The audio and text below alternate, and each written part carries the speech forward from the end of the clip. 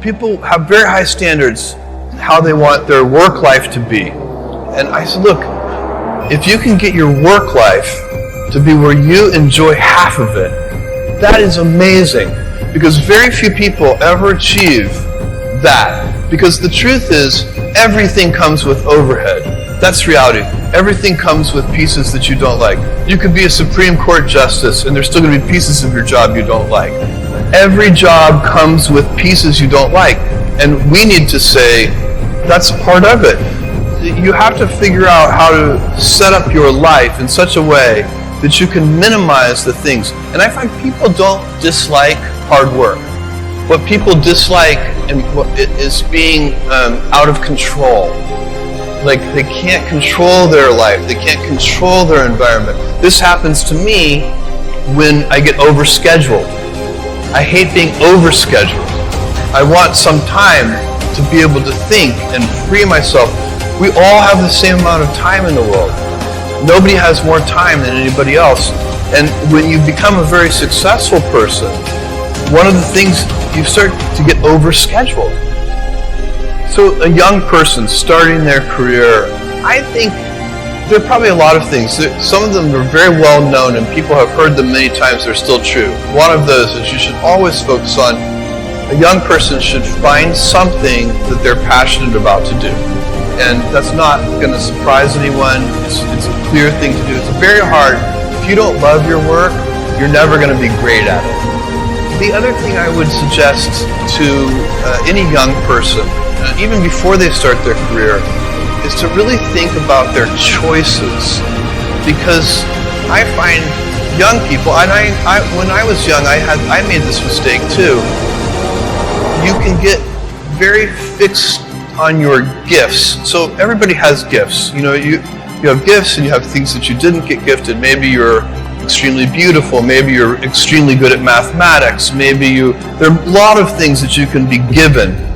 But those things can confuse you because they're not the things that construct your life. It's your choices that construct your life, not your gifts. You can celebrate your gifts. Be proud of them. Be happy of them. Actually, don't be proud of them. Be celebratory of them, because you can't be proud because they're gifts. They were given to you. You didn't earn them. You can only be proud of the things you earned. And so, as I got older, I started to realize I wasn't proud of my gifts. I was always good at school. School was always easy for me. And I was always proud that I was a great student. I got A's in all my classes. I was good at math, all of that. And I thought that's who I was. But it's not true. Those are the things that are gifts. What was hard for me is deciding to work hard, deciding to use my gifts in certain ways, to challenge myself, to do things that I didn't think I could do, to put myself in uncomfortable situations.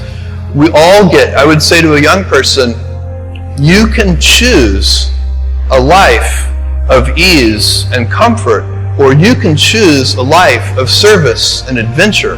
Which one of those, when you're 90 years old, are you going to be more proud of? My advice would be the same for any kind of entrepreneur, and that is make sure that you are focused on something you're passionate about. So if you look at the early internet companies, they were started and focused on doing something that they thought was very interesting long before the internet was fashionable in any way. We are currently an underdog once again. We've been in business for 6 years, and there was exactly 1 year where we were not the underdog, and that was 1999.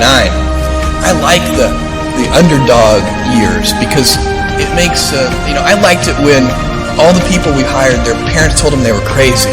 Like that was kind of the good era. Fortunately, it's back.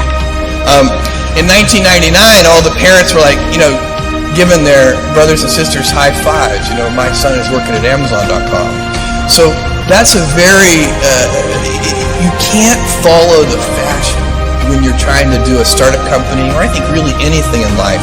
But you have to, as an entrepreneur, if you're gonna build a company, pick something you think is interesting, that has the intersection of genuinely creating real customer value, and then just stay right there and let the wave catch you. Whatever it is that you want to do, there's going to be risk in your life, and risk is a necessary component of progress. You can make any pioneering movements in the world of any kind, whether they be the geographical, physical exploration that I've just been talking about, or whether it be a more cerebral exploration of a scientific field. Or I bet you could ask that question of every speaker here, and I bet that every speaker here has taken substantial risks, whether it be intellectual or otherwise, to achieve what they've done.